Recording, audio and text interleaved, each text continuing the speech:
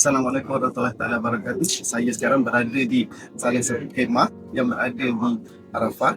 Ini adalah suasana dalam khemah yang disediakan untuk jemaah. Dan pada di hadapan saya ialah sofa bed dan setiap jemaah kalau untuk asal dia adalah untuk sofa. Ini waktu siang kita biasa sofa dalam keadaan begini.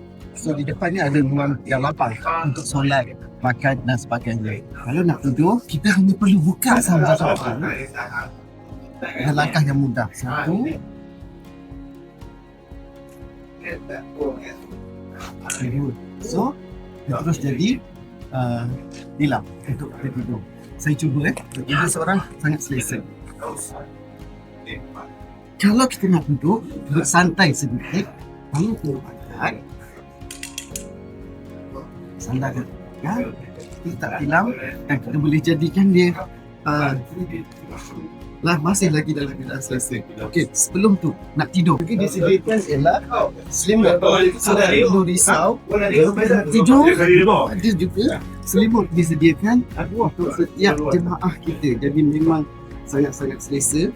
So kita berada di Arafah tahun ini. Terima kasih kepada Tabung Haji kerana menyediakan kemudahan yang sangat selesa kepada kita semua.